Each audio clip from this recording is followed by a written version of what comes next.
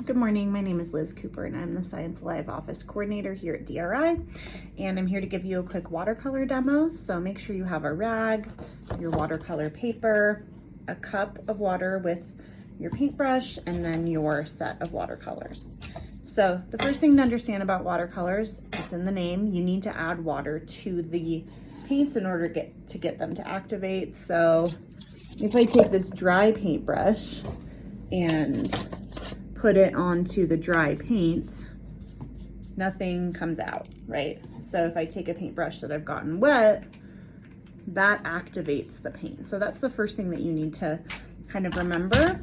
And it's really nice to have your towel handy and your water handy so that you can change colors in between, because you never want to take, so I have this like dark brown, I wouldn't want to take this and then like put it into my yellow, right? So I painted this pink earlier, so now I'm just going to kind of drag along with the brown kind of next to it so you can kind of see how those overlap. So again, then I'm going to change my color, so I'm going to rinse my brush in my water, and then I'm going to dry it with my rag before I change colors. So one technique you can do is wet on wet. So I've got kind of the two colors there. I'm going to grab this orange onto that wet brown and kind of go in between the two. So you can see how that creates kind of a cool layering effect. Other things that are fun to do with watercolor, you can do something called a wash, which is where you kind of paint the whole thing with water first and then go in and drop your colors. So I'm going to kind of show you what that's like. So I'm just going to go onto my paper and I'm going to paint a few lines just with water. Okay, so you can see it's kind of wet. Then I'm going to go in with some blue. Okay, and I'm just gonna ever so gently drop it in, and you can see that it's taking that paint and kind of going with the water that I've already done, and it kind of creates a cool effect. The water just kind of like pools the paint together. And this can be kind of a fun way to combine colors too. So let's say I'm gonna do blue and green. And you would normally be working with this flat, but I want you to be able to see it. So you can see how those kind of pool together. And then we'll kind of brush across with this green. And it's kind of picking up that, that water that I've already created there. And so you have to work kind of quickly when you're trying to do wet on wet or create a wash, because you don't want any of it to dry up. So it's always good to have an idea of what you're gonna do before you do it. So if you cover a whole area, it's gonna be a lot harder to go in and do things like detail. So this would be good for maybe a section that you were just planning on doing a background. If you wanna do detail, you definitely want to kind of have a sketch on the paper, an idea of what you wanna do. So let's say I wanted to do, let's say that I'm working upside down and this is like a road, and then I want to do a plant coming out. So I'm going to kind of draw my plant up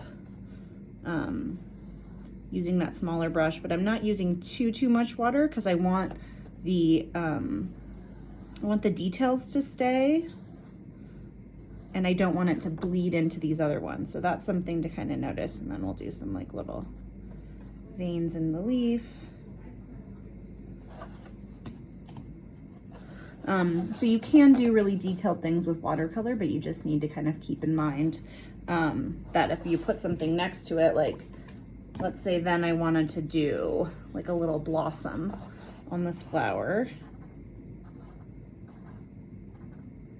it might kind of bleed into some of the details that you've done. So just knowing that your process is going to kind of be a little bit more organic. It can be really fun to do like little dots with watercolors, kind of like a little lavender. So other things to keep in mind, if I wanted to do something on top of this, let's say I wanted to do like a crack in the road. Again, it's gonna it's going to be a lot more bleeding than if I just did it on the paper. So keep that in mind. If you cover your whole paper with paint, you're not going to get as much detail, but it can still look pretty cool. You can also activate the paint, okay, then take a dry brush with it. And this would be a way to get like a really saturated color. So something that's going to be a lot darker. See how that's really bright? So I got the paint wet and activated it, but then I didn't use a really wet paintbrush. So I'm still able to grab that color, but it's not super light. So this can be really fun to go in and add little details or texture. Maybe this is like a dandelion type thing. Okay, so things to keep in mind. Don't knock your water over like I did. Make sure to always be rinsing your brushes in between. So it would kind of go around like that, rinse it, and then you can dry it off with your towel before kind of going back in and switching colors.